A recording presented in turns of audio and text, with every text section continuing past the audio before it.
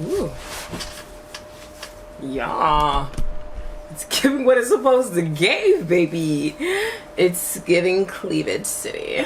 Yeah. Okay. So today, well, first of all, welcome back to Rain's Reality. Today we are going to be talking about why did I become a lifestyle dom? Well, as you guys know, my first video ever was why did I become a dominatrix? Well, fast forward, I'm technically a lifestyle dom. So today's focus is going to be, well, why did I become a lifestyle dominatrix? Or why did I become a lifestyle dom?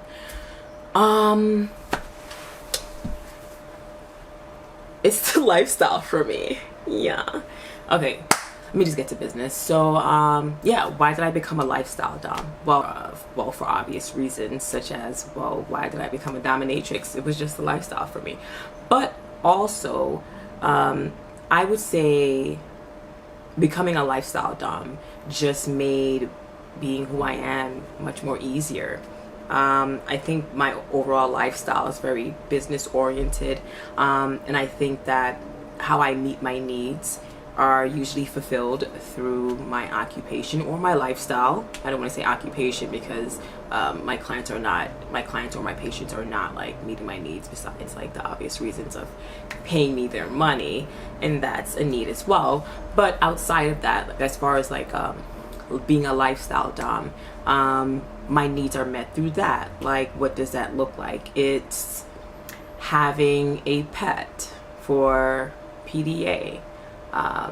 It's having someone that picks up your laundry and drops it off, and picks it up and drops it off.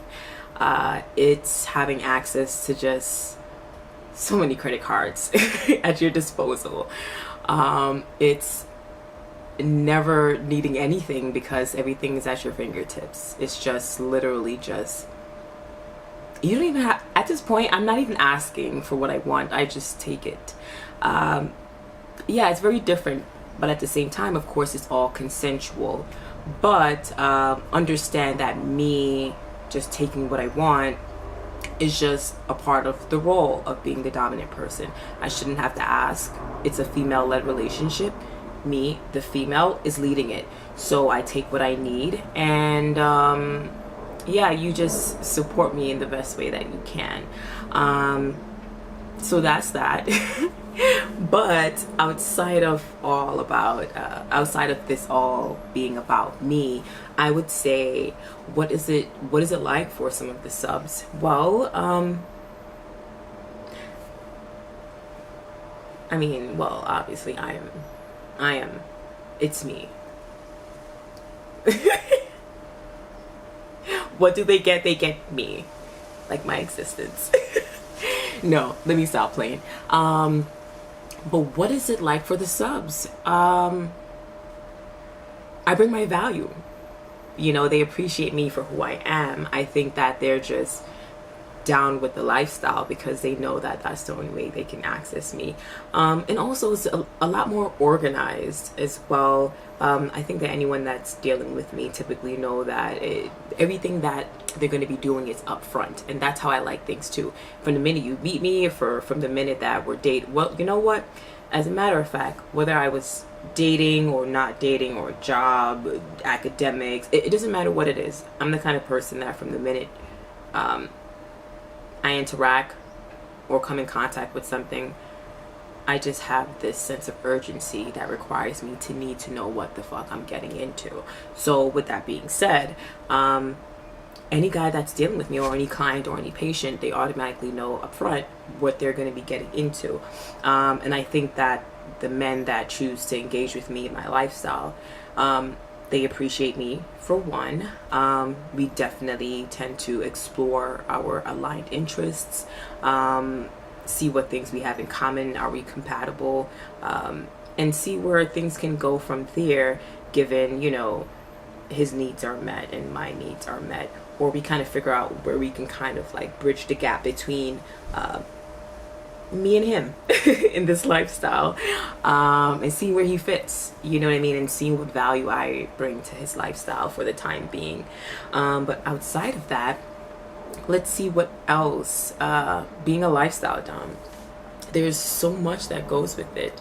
And I think in my life in particular, there's so much layers. So I would say the whole thing about being a lifestyle dom is literally just figuring your life out, what your life should look like, and kind of, this is how it typically feels for me, or this is the mindset for me, as far as like when I'm picking subs or putting men in places to meet my need. Yeah, whatever you want to call that. I kind of lost my train of thought there. What was I thinking? That's a tough one. I don't want to lose that. So we were talking about the subs. We might have to come back to that, but I'm really determined to figure out what the fuck I was saying. I got it. As far as being a lifestyle dom, what things do I do in order to kind of maintain the lifestyle? Well, first, I would say, in order to be a lifestyle dom, like, your life has to be organized to a degree, because if you're going to be inviting people into your lifestyle and putting them into a particular role which is supposed to satisfy it or meet a need that you have, right? Because that's what the lifestyle is about. It's about well, at least to me, it's about putting men in places to meet a particular need, the same way in which these men would engage with the dom to meet a particular need, or satisfy a particular need that they have. Some men, they just want to be used.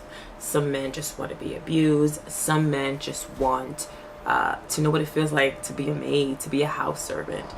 Some men just want to know what it's like to just watch you take a shower. Some men, I know, it's peeping Tom. It's giving peeping Tom, and you know what? I'm here for the peepings. But anyway, whatever the fantasy is, whether it's a need that needs to be met because it's a fantasy, or what if it's just this craving, this desire that they have that they just typically could not have met in their regular vanilla life. You know, maybe their wife is not into it, maybe their girlfriend is not into it, maybe they're ashamed. See, that's the thing. A lot of men that come into this kink lifestyle are already there to kind of like fulfill a fantasy, right? And then somewhere along the lines, they discover that, damn, I might actually like this. This does it for me. And they start exploring it further, right? An example of that would be someone, I don't know, they just want to see what it's like to get their ass kicked. So they come and they realize, you know what, I don't know how I feel about entirely getting my ass kicked, but I did like when I was getting like spanked. There's something about that. Let's do it some more. Let's do it a little bit more. You know, and see how, you know, his senses respond to that. What is his reactions? Whatever the goal is. But just so you know, whatever the case may be, about being a lifestyle dom is literally it almost feels like employing people or putting people into a position to kind of fulfill your fantasy, and at the same time you're kind of like fulfilling their fantasy. So we're just all living in this fantasy world, except it's real life and it's fucking happening, and it's real life shit. And I love it here, and we all love it here, and that's why we're doing it. So with that being said, you have to be organized. As back to what I was saying, you have to be organized. Your life has to be structured in a way that says the people that you have in it, or the subs that you have in your life, are able to do things without you having to keep telling them every fucking 5 seconds. You know what I mean? They should automatically be able to assume the role. They should be able to check in with you. Like, I would say at this juncture, I'm actually considering getting a sub to kind of like be a borderline assistant, because as much as my current subs are just doing so well with keeping up with me, because that's how I'm training them, and what that looks like is, if I'm supposed to, I don't know, maybe a particular bill is supposed to be paid on a certain day, if I'm not paying the bill from my pocket and it's supposed to be paid from his pocket, it's now his responsibility, where in which he ought to be paying it. Or sometimes, you know, even if he doesn't want to pay it, because I probably have access to the credit card, so I can very well pay it on my own. But let's say the task is just simply for the bill to be paid. I train my subs in a way where they call me to remind me, yeah, I think that bill is due today, or don't forget to come get this money from me.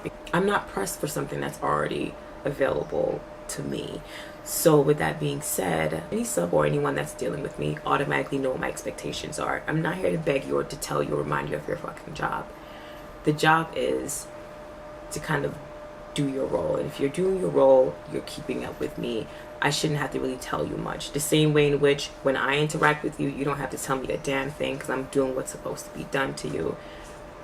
The expectation is in your role, whatever the sub requirements are for you, you're doing just that without me having to tell you. At least that's the ultimate goal. But in the beginning, of course, there's a training process that comes along with it, so I can get them into the rhythm of understanding what I expect of them. So of course, so with that being said, if you're trying to hold someone accountable to fulfilling a particular role, your life needs to be organized. And what that needs to look like is, let's say you need to pick a day. Every Friday, you need your laundry picked up. You need to have your sub at a particular time. That means your laundry needs to be already bagged up. He needs to be here at a particular time to drop it off. He needs to go drop it wherever he needs to go and be on his way. Or let's say, for example, you have like a pet. So also too, with these subs, if you're maintaining them to meet your lifestyle, you have to develop a relationship where it's ongoing. So everything has to be routine, right? So for my house sub, my house servitude, he would come once a week, and I usually dedicate that day to taking care of like my own personal administrative work, and just letting him do his house servant slave cleaning thing. And he's so awesome, by the way. Or what I'll do is, let's say something needs to be fixed in the house, I'll probably have like a sub come on his work break or his lunch break or whatever his schedule is. I'll have him come to fix something during the time being. So with that being said, like you have to be able to pay attention. You have to be able to pay attention to your life, and be organized to kind of figure out where will these men be placed. Otherwise, it can feel like you just have all these subs, and it'll feel more like an occupation. You know what I mean? For me, I love the occupation of being able to be a dom, but I feel like I professionally dom more part-time, and I feel like I experience the dominatrix lifestyle through just living. You know what I mean? The money's still the same, whether I'm doing it professionally or I'm just like living. I feel that the money is no different, because any person that comes in contact with me already understands, like, you're already gonna be coming out of pocket. It's just implied. So with that being said, I'm not just here to take the money out of their pockets. I'm trying to put it to good use. I'm trying to make the money that's coming out of their pockets meaningful. I'm trying to put it where it actually fucking matters. Because otherwise, I'm not here to just have the money just floating around in abundance. It's there. It's available to me. So once we know what it is, then I'm better able to put it to use. You know what I mean? I kind of just like to take on subs according to what I can handle. Like, say for example, sometimes I might be considering a new business venture. The next sub I start looking at, I'm going to be looking at what type of like what kind of experience does he has? How valuable is his experience in whatever his field is? Might be helpful to me in mine. So that's also another thing you can pay attention to when it comes to aligned interests, right? So say for example, I might meet a sub that maybe he needs a therapist. Well, ding ding ding, there I go. So maybe he's at a time in his life where he has too much appointments. He's not able to like balance going to so many different things. So what he's looking for is something where he can combine everything. He wants like a confidant. He wants someone to whoop his ass. He wants someone to kind of like listen to his bullshit, and probably let him know, sir, you might actually need to go into an actual like therapy office and seek real life treatment. You know what I mean? He's looking for someone to kind of like command, demand, and kind of like control him in that sense to get him to do what the fuck he needs to do, stay on top of him in that sense. And I think also too, in that process of me doing that, I think I'm also setting the example for them of what the expectations for them to be doing with me in their role. So say for example, if I'm busy staying on top of them to make sure that they're handling their business or doing what they're supposed to be doing, or just doing whatever I'm supposed to be doing as a dom, automatically the expectation is they are going to be meeting me wherever I'm at. So with that being said, while I'm staying on top of them, it's only natural that they're going to be keeping in contact with me and checking in with me and staying on top of what they need to be staying on top of as it relates to me. So I hope you're following me here, because I'm trying to keep it very general, because there's so many ways you can do this. I just want you guys to get the kind of the flavor of what I'm doing as far as being a dom, because some people like to think that being a dominatrix means like you have fucking BDSM. First of all, my house is full of fucking plants and everything is fucking white. There's nothing really black in here besides the TV and the fan, right? There's not much. It doesn't look very BDM-esque, right? It looks very normal. But as far as like my presence and my existence in other men's lives, or me in the sub's life, it's very dominant. It's giving female-led relationship. It's giving queen and you guys are all the bees. That's what it's giving. It's almost like managing multiple men at once. And you know what I also love about it? It's almost like you're maintaining a level of connection through a form of genuine connection. And it's because we know these people, but when they show up, they're really showing, even though they are in a role, they're showing up as their self. They're showing up vulnerable. You know what I mean? Because even in this kink lifestyle, it's a very intimate role. You know what I mean?